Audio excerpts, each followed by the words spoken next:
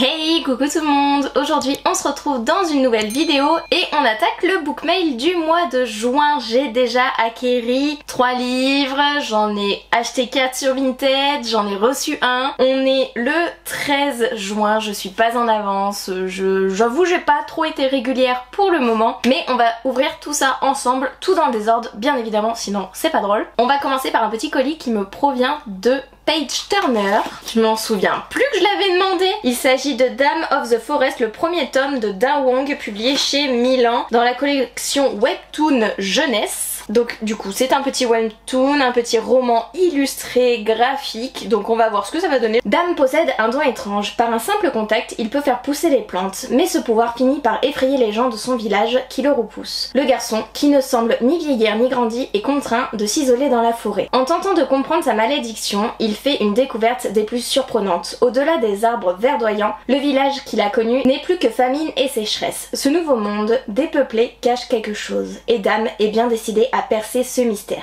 Plongé dans le monde imaginaire et futuriste de Dame, un garçon pas comme les autres. Voilà, à voir ce que ça donne. Lors de la chasse aux livres que j'ai organisée en l'honneur du roman Heir of Thorn publié chez Milan, je vous mets le lien de mon compte Instagram si vous voulez voir le réel en barre d'informations. J'en ai profité pour aller faire les librairies après parce que des amis à moi ont participé à la chasse aux livres et aussi du coup les filles qui ont participé à la chasse aux livres voulaient aller en librairie juste après et du coup je me suis procuré celui-ci, je l'ai beaucoup vu sur les vidéos de Gladys, les pépites de Gladys. Il s'agit de Knittle and Bond ou Comment tuer un prince de T. Kingfisher publié chez Verso. Je l'ai pris dans sa belle version reliée collector. Je vais l'écouter en audio car il est sorti en audio et j'ai hâte de me plonger dans cette histoire qui m'intrigue beaucoup. J'en ai entendu beaucoup d'échos, notamment comme je disais grâce à Gladys où elle a adoré, elle a aimé le petit côté humour, punchline, etc. Donc on verra ce que ça va donner pour celui-ci. J'avoue que c'est un petit peu sombre, j'ai l'impression. Ce n'est pas le genre de conte de fées où la princesse épouse un prince, c'est celui où elle le tue. Mystère! Je suis allée échanger un livre à mon espace culturel, donc merci Terry parce que il était mal imprimé, j'avais la page 400 et des brouettes au début, il me manquait les chapitres entre le 16 et le 22, enfin bref ce livre n'allait pas, Terry me l'a échangé et qui dit passage en librairie dit craquage, dit que j'avais vu 4 sorties mais que j'en ai acheté que 2 et j'en ai fait commander 2 à Terry. Je me suis procuré Amber Fall de Alice Garnier publié chez Nox, donc c'est la maison d'édition Albin Michel. J'avais adoré Can't Help Falling in Love de cette autrice et du coup j'ai hâte de découvrir son nouveau roman. On va être poli, sage et totalement faux cul compris. J'ai hâte de voir ce que ça va donner, je veux pas relire le résumé, en tout cas j'avais lu les 3 parties du roman et je trouvais ça très drôle, je vais essayer de vous les retrouver pour vous les lire aussi. Partie 1, ceci n'est pas une romance. Partie 2, c'est un fake dating. Partie 3, enfin, plus ou moins. Et j'avoue que j'ai adoré juste lire ces 3 titres de partie, donc hâte de voir ce que ça donne très prochainement. Du coup, le second livre est celui-ci, Touch, son don et la clé de Marika Gallman, publié chez Rajo. Oh, j'avais pas vu qu'il y avait une belle illustration, je sais pas si vous voyez, enfin une illustration, un dessin tout du moins. Elle voit la mort de ceux qu'elle touche. Pourra-t-elle les sauver? Imaginez ressentir la mort de chaque personne que vous touchez. Bienvenue dans mon monde. Quand mon professeur principal est assassiné, je vois enfin une utilité à ma malédiction. Mais tout ce que je découvre, c'est que le nouveau était présent sur les lieux du crime. Comment en sait-il autant sur moi et surtout, que cache-t-il? J'ai hâte de le découvrir, les chapitres sont courts, il y a beaucoup de dialogues. Je sens que je vais adorer, ou en tout cas j'espère et je valide à 100% cette couverture et aussi le dos. Et du coup, on va ouvrir ce gros colis. C'est des livres d'occasion à une fille qui les mettait en avant sur son Instagram et du coup je les ai pris sur son Vinted. J'avoue que pour 10 € 4 livres, j'ai pas rechigné. Et en plus 10 € sans les frais de port. Bon, ils sont un petit peu jaunis mais en même temps pour 1,50 € le livre, il y en a un seul qui était à 5 €. J'allais pas rechigner, surtout que j'ai négocié qu'elle a accepté mon offre à 10 €. Je me suis tout d'abord pris celui-ci, Tout ce que nous n'avons jamais été de Alice Kellen et c'est publié du coup chez Hachette. Un voyage émouvant et inspirant dans les premiers émois amoureux qui va à coup sûr faire vibrer des cœurs. Et c'est l'autrice de Nous deux et la lune et ça m'avait beaucoup intrigué ce roman et quand j'ai vu vu que c'était la même autrice, même si je l'ai pas lu. Ça m'a tenté d'acheter ces deux autres livres, donc j'en ai trouvé un, donc il rejoint ma petite pile à lire. Elle avait également Un si petit oiseau de Marie Pavlenko, publié chez Flammarion. Ça faisait un petit moment qu'il me faisait de l'œil, mais j'avais jamais sauté le pas. Elle ferme les yeux, écoute la nuit, elle sent battre le cœur de la terre. Sous elle, celui des hommes, des arbres, des animaux, ce cœur nocturne qui bat depuis le commencement, qui battra après elle. Elle appartient à ce monde immense et son bras peut-être alors est dérisoire. Voilà, on verra ce que ça donne. Il y avait eu de bons retours à sa sortie, donc à voir. Par contre, perdre une page juste pour écrire 13 et avoir le chapitre derrière, je sais pas trop si c'est utile, mais bref, il rejoint ma petite pile à lire. Ou devrais-je dire mon immense pile à lire. Je me suis également pris The Hate You Give de Angie Thomas, publié chez Nathan. C'est mon amie Lucie qui l'a lu, elle avait bien aimé, donc je me suis fiée à son avis. Il m'intriguait déjà à la base, donc on verra ce que ça donne. C'est écrit vachement gros à l'intérieur, j'avais pas vu. Je ne sais plus du tout de quoi ça parle, je veux vraiment me laisser porté par cette histoire. Et le quatrième et dernier livre que je lui ai pris, il s'agit de H tendre de Clémentine Beauvais, publié chez Sarbacane. Ah, je m'attendais à du vers libre, mais pas du tout. Par contre, j'adore la mise en page. Il y a des échanges on dirait par mail ou je sais pas. Il y avait un tableau aussi dedans. On en a parlé au dernier book club. Je ne veux pas relire le résumé, je veux me laisser porter par cette histoire. Il y avait des bons retours au book club, il y en avait qui l'avaient lu. Voilà, je vous parlais de ça comme tableau. Donc on verra ce que ça donne quand moi je le lirai. On se retrouve, on est le jeudi 26 juin, j'ai 4 romans à vous montrer en avant-première. Il y en a un, je pourrais pas trop vous montrer la couverture. J'ai 2 réceptions et un achat, donc c'est parti. On commence par la première réception qui me provient de chez Hachette. Je ne sais plus du tout ce que j'ai demandé, c'est la fin de mon partenariat. En tout cas de ma première année de partenariat, oui, car j'ai été reconduite pour une deuxième année chez Hachette et je suis trop contente. Donc ça c'est grâce à vous déjà, donc merci beaucoup. Et merci à Hachette pour leur confiance. Même si j'ai quelques titres de retard à lire suite aux travaux de début d'année de janvier, février, mars, du coup ils ont compris, ils ont accepté et je suis trop contente de faire partie une seconde fois de cette belle aventure. C'est un petit livre.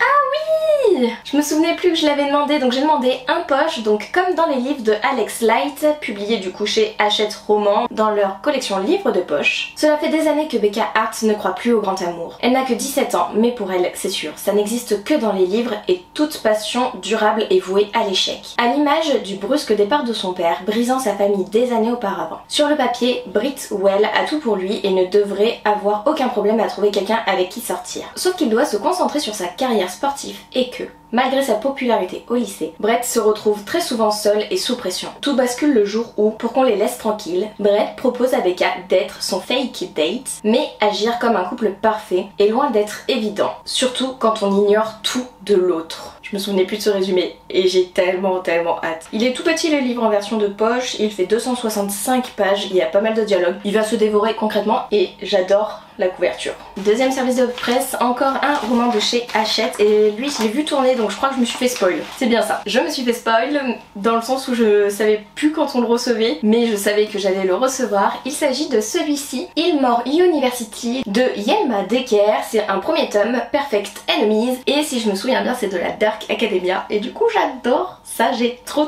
hâte. Après la mort de son père, Evelina intègre Ilmore University, un établissement aussi prestigieux que mystérieux. Elle est déterminée à saisir cette opportunité pour recommencer sa vie à zéro et ainsi s'éloigner de son passé qui l'étouffe depuis toujours. Zane est un étudiant énigmatique, en apparence froide et inaccessible, qui préfère la compagnie de ses gants de boxe à celle de ses camarades. Lorsqu'il croise le regard d'Evelina, la nouvelle élève au visage balafré, la rage qui animait son cœur en sourdine refait surface. Car ce qu'Evelina ignore, c'est que son père, cybercriminel notoire, est responsable de la mort de la mère de Zane. La haine qu'inspire Evelina au jeune homme est aussi puissante que l'attraction qu'elle exerce sur lui. La résolution de Zane est aussi la solution, ne pas succomber à Evelina. Ah, j'ai trop hâte, un bon petit enemies to lovers, j'adore ça aussi. Donc à voir ce que ça va donner. Je ne sais pas combien de tomes il va y avoir, je ne peux pas vous dire, ce n'est pas noté dans le livre, j'ai pas de communiqué de presse, je peux pas vous dire mais j'ai tellement hâte de le découvrir. Ensuite j'ai un petit achat à vous montrer, il m'intriguait beaucoup. C'est un livre avec double temporalité. Il s'agit de Quand l'éclair se figera de Yaha Belbuena, publié chez Solaire. Quand je dis double temporalité, c'est que deux personnes vont se rencontrer alors qu'ils ne vivent pas dans la même temporalité concrètement. Je ne veux pas vous relire le résumé, juste la phrase d'accroche.